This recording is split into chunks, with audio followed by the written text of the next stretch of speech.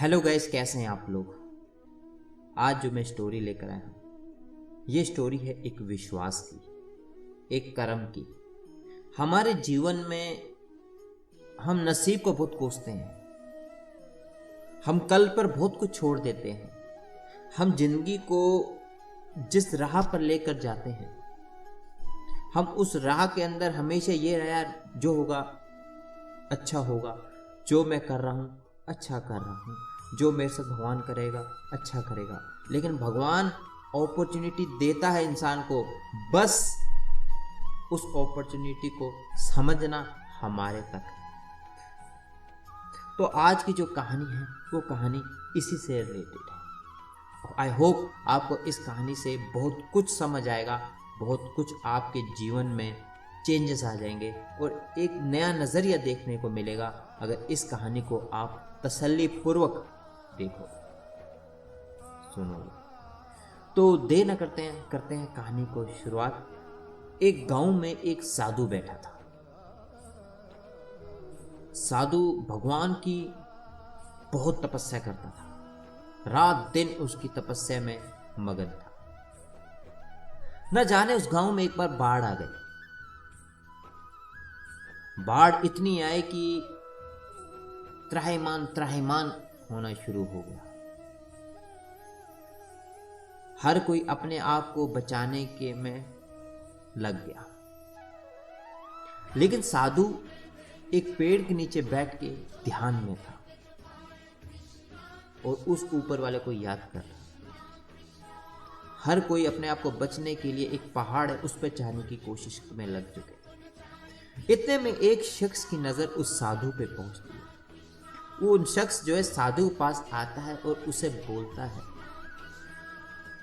कि हे साधु, पानी बढ़ता जा रहा है, हर कोई अपने आप को बचाने के लिए उस पहाड़ पर चढ़ रहे हैं, क्या तुम्हें नहीं बचना? क्या तुमको अपनी जान से मोहब्बत नहीं है अपने आप से? साधु कहता है कि मुझे अपने भगवान पर पूरा भरोसा है, वो मुझे कुछ होने नहीं देगा। आप जाइए, मुझे भगवान बचा लेगा। वो शख्स वहां से चल पड़ता है। देखते ही देखते पानी का जो बहाव वो तेज होता जा रहा है और पानी बढ़ता जा रहा है। पानी साधु के कमर से ऊपर आ गया। अब लोगों का चलना फिरना बंद हो गया और अब किश्ती का सहारा लेना शुरू हुआ। अब लोग किश्ती के जरिए से जो है गांव से निकलने शुरू हुआ। तो इतने में एक किश्ती वाले, नाव वाले की नजर इस साधु पे पहुंचती है और वो इसके पास आता है। पूछता है, ए साधु, तुम क्या कर रहे हो? क्या तुम्हें दिख नहीं रहा पानी बढ़ता जा रहा है और यही चाह रहा है बचने का? आ जाओ, मैं तुम्हें अपने साथ ले जाता हूं और तुम बच जाओगे। वो साधु फिर बोलता है, नहीं, मुझे बचाने वाला भगवान है, वो मुझे मरने नहीं देगा। वो एक बिना नाव वाले की सुनता है और नाव वाले को जाने को कहता है। और नाव वाले को भी ज्यादा समय नहीं लगता, वो भी चल पड़ता है। देखते ही देखते पानी का बहाव साधु के सर को छूना शुरू हो जाता है। अब किश्तियां भी बंद हो चुकी। अब हेलीकॉप्टर का टाइम आ गया, क्योंकि अब किश्तियों का चलना भी मुमकिन हो चुका था। अब हेलीकॉप्टर से बचाया जा रहा था जो रह गए थे।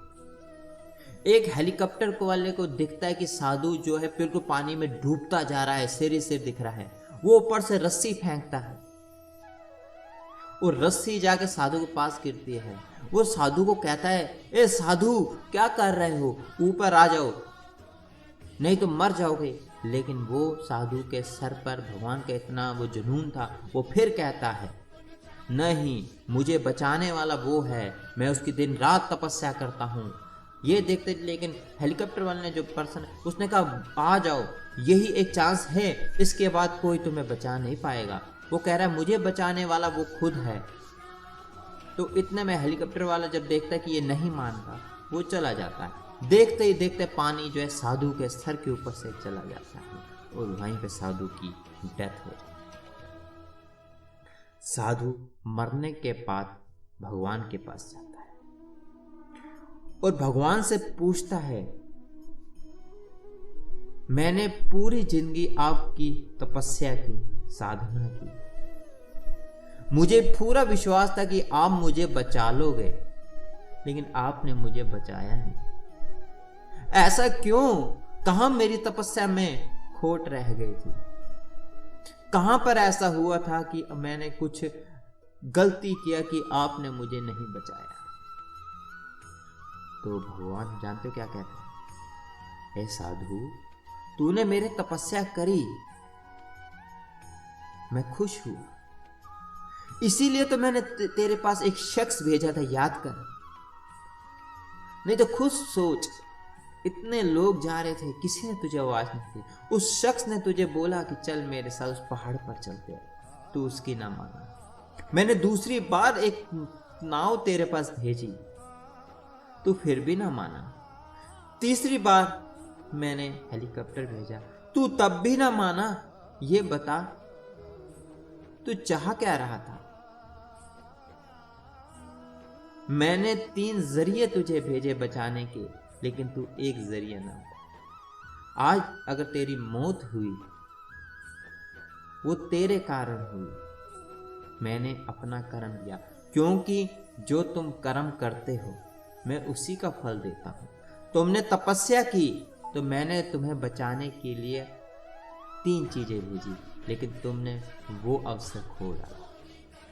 तो इस कहानी से ये पता चलता है कि भगवान अपॉर्चुनिटी देता है इंसान को। समझना हमारे तक होता है कि हम उस अपॉर्चुनिटी को अपने अनुसार कैसे संभाल सकें। कई लोग इसी कश्मकश में रहते हैं कि भगवान मुझे कोई अपॉर्चुनिटी नहीं दे रहा, भगवान मेरी किस्मत में ये नहीं है।